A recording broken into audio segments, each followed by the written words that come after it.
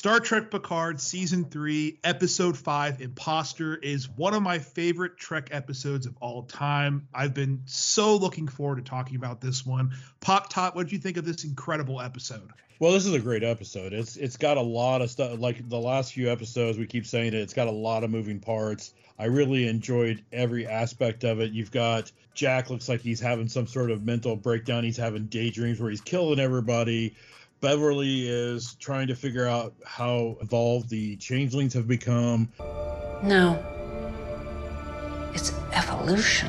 Riker and Picard are dealing with Shaw, and then we find out that Shaw's already called Starfleet. And then we have, voila, we have Ro Laren show up on the ship. And it was like this great moment because she's now a commander in Starfleet intelligence. Yep. And you could tell right away, like, she's just, her and Picard are just like eye gunning each other. Like there's just this hatred right away. I remember watching this the first time and seeing her walk down the hallway when they get out of the terminal lift, and I was like, who is that? Like, it did not dawn on me that they would bring back Ro. And I was just sitting there and I was like, and she got closer and I'm like, is that Ro? And it like, it just did not hit me that they would go and bring her back and then be incredible. The scene between her and Picard in the holodeck is top 10 favorite Trek scenes of all time. It's incredible.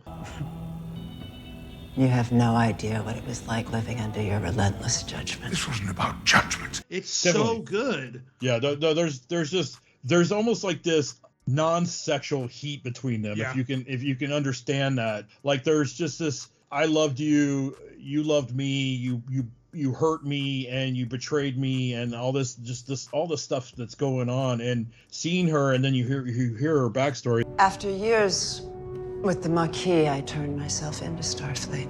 And she crawled her way back up from a prisoner to commander. They put me into an arduous rehabilitation program. And now she's here to investigate Picard and Riker for treason. Charges of what?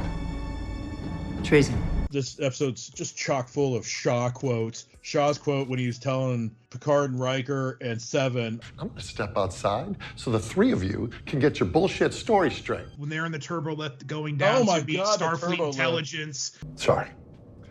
Just feeling chipper. And he's like, you know, when you hot dropped a saucer on the planet, or when you were trying to bag a colonist or whatever. Someone hot dropped the saucer section of the Enterprise D on a planet. You can just see their faces are like, what? And I like the little jabs, and then they made some jab at Generations, how they screwed up the timeline. Wiped out all of humanity by creating a time paradox in the Devron system.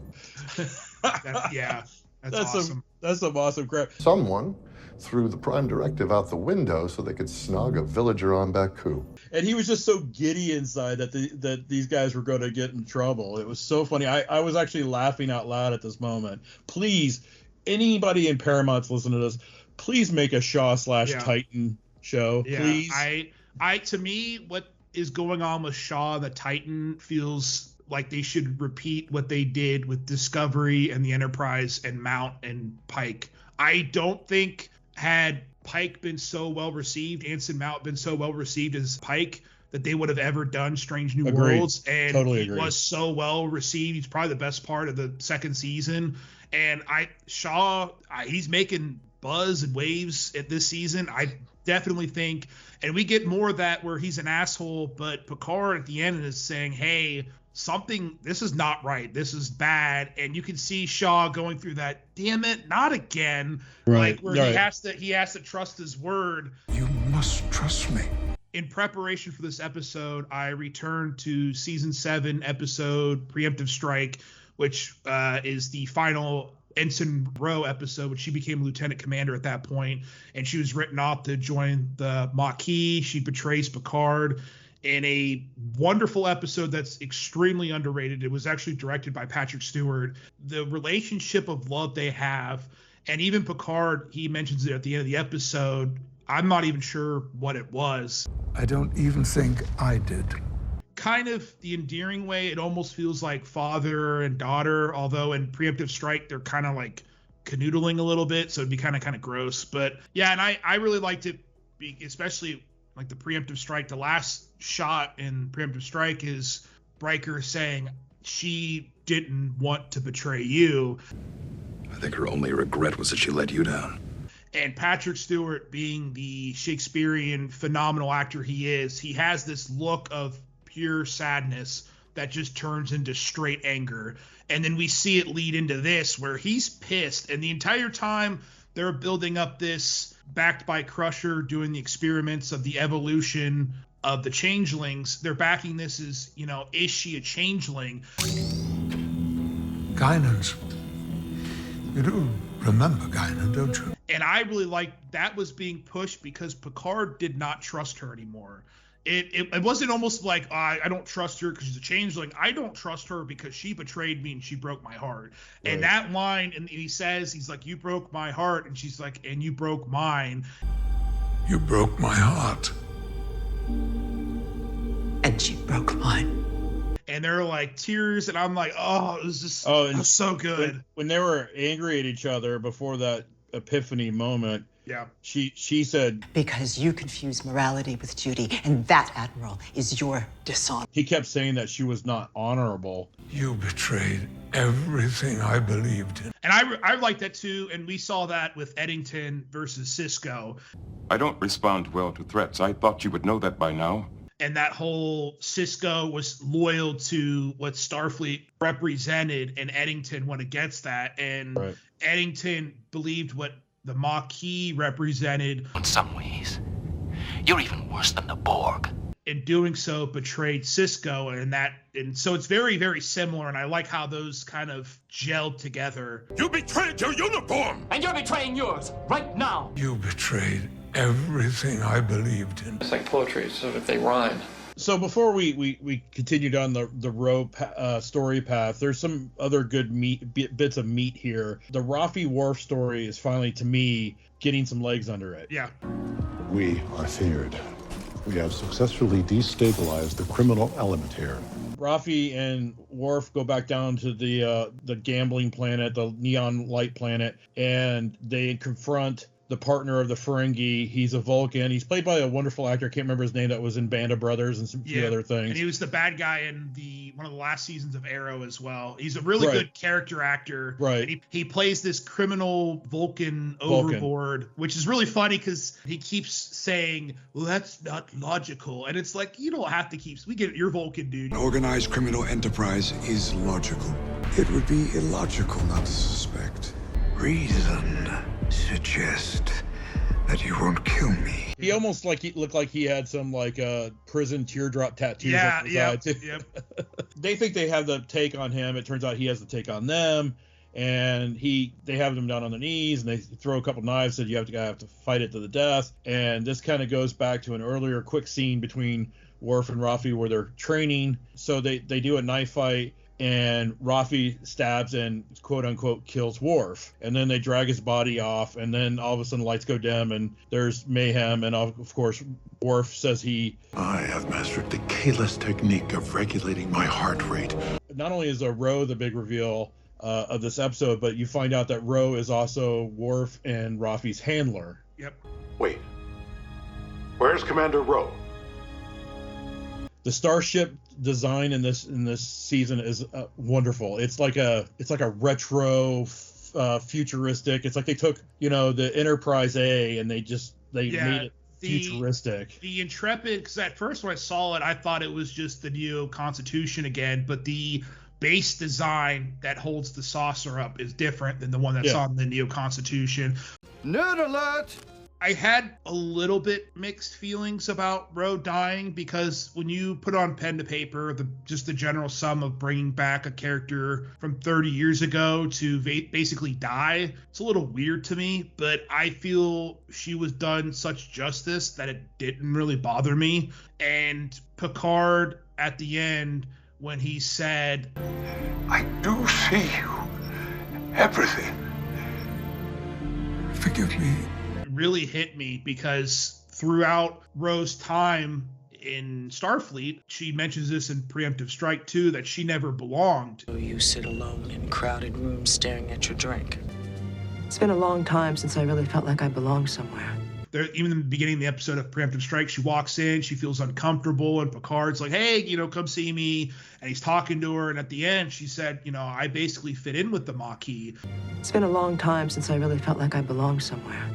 And she never really felt like she belonged or was seen. She was kind of invisible. And Picard says in this episode at the end, I see you. I do see you. Everything. Forgive me. It's only now. And it was just really touching and really sad. And I was like, oh, damn it.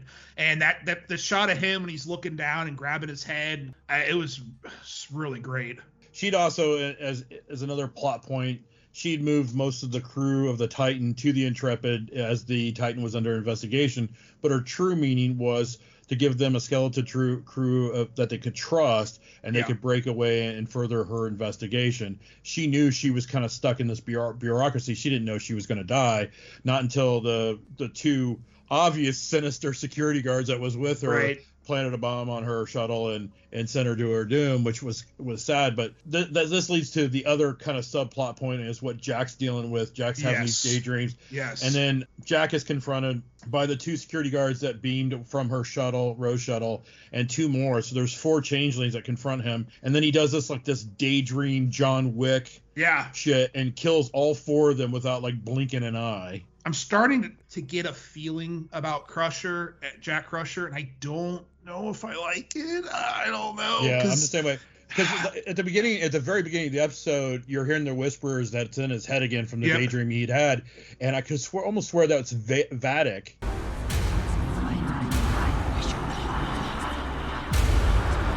At the beginning, that's saying I got a whole different feeling from it. No, so this was sort of ruined, and I apologize that I'm only ruining this because the closed captions ruined this. But the end of the last episode, the closed captions, "Come find us," was what was said. That is being said again. The voice says something like "collect us" or "collective" or something.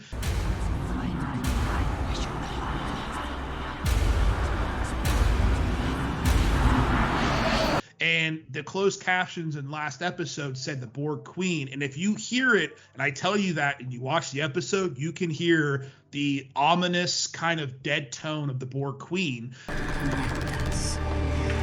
I am the Borg.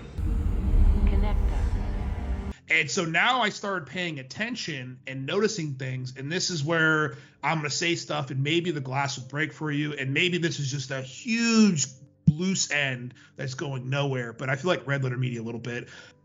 When they're examining the bodies, Crusher says this feels like an evolution. No, it's evolution. And I was like, that's kind of interesting. You seem to know so much about me. You must be aware that I am programmed to evolve, to better myself. We too are on a quest to better ourselves. Is part of how basically the Borg exist. And then I started noticing that any time the changelings would beam places, and we've seen it a few times, they beam places and they stand still like statues, very similar to how the Borg drones go places. And part of me thinks, kind of like what you and I were talking about, is the changelings and Borg are working together. Organic. But we evolved to include the synthetic. It's evolution. You're right. No, you're absolutely right, because then you go back to Vatic, her cutting her wrist and basically talking to this what's probably a changeling / Borg king or queen. And that whole facial fissure thing we saw definitely reminds me of some Borg things we've seen before. We talked about prior when we saw Moriarty, we saw lore that maybe this would be like a faction of Picard's Rogue Gallery. Well, maybe this is a faction of the Trek Rogue Gallery gathering together to beat Starfleet. And there's just kind of touches and feels of it are everywhere. And then, like I told Miss Tot, part of me thinks that maybe Beverly's covering up what Crusher really is, and Jack is something super important. He's got this, like you said, John Wick quality to him that doesn't really fit with Star Trek, and maybe he's some sort of super combination of Picard's DNA from the time that he was Locutus mixed with some sort of changeling. But again, when you start seeing the stuff, and I'll show the cross comparisons, and when they talk about evolution and how they're studying the body, and I'm like, I'm getting Borg feeling from this. Every individual entitled to their own small opinion. You lack harmony, cohesion. Imposing your type of order on the Alpha Quadrant may prove more difficult than you imagine. We are willing to wait until the time is right.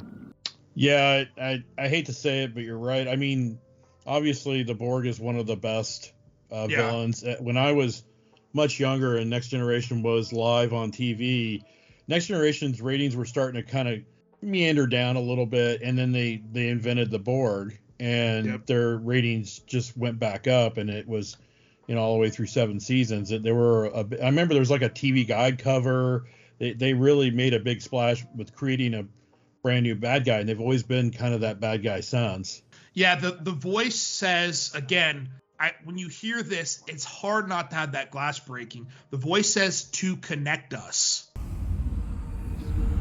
Connect us. So I don't know. I could be entirely wrong. It could be anything. I feel like that's who the bad guy is. They're gonna have to explain the red eyes and the red vines and the red door and Conspiracy of the day. What if the Pa race put the Changeling and the Borg together?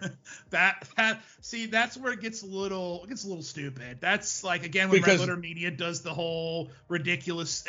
I hope it is. And you see when he goes in and his dream sequence and he's just gunning people down with his phaser, you see him looking at the one chick, the security officer, and she's got the spider webbing red on her face, and it looks a lot like nanites. I don't know. I could be wrong. I don't know how I feel about it, but what would you rate the episode? I definitely give this another A. We discussed this before. 4, 5, and 6 of the 6th season preview that we got. They're just amazing. I love this episode. I love how everything's starting to get it. We're hitting the ground running. The next episode is just gonna be awesome. This episode's awesome. So yeah, definitely an A. Yeah, I'm right there with you. I think I might even go up to like an A+. I think this is, if Trek was just this huge universe that it is, and I had to pick 10 moments that were just so important that really moved me a lot, I think this episode would have that scene between Picard and Ro that showed a lot of who Picard is and what he stands for, and watching that being challenged by somebody that he really cared for. I like everything. I like the Shaw scenes are great.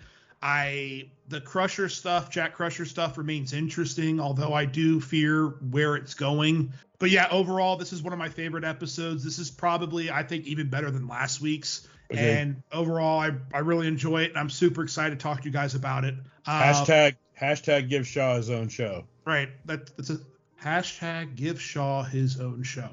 That could work. That would be super long, but we can make it work. But as usual, thank you guys so much for watching and supporting. Please leave your comments and let us know what you think of this episode. Do you think Jack Crusher's a Borg drone superhuman John Wick? What do you guys think? Let us know in the comments. And thank you guys so much for supporting us. It means the world to us. And we'll see you guys on the next one. Thanks, everyone.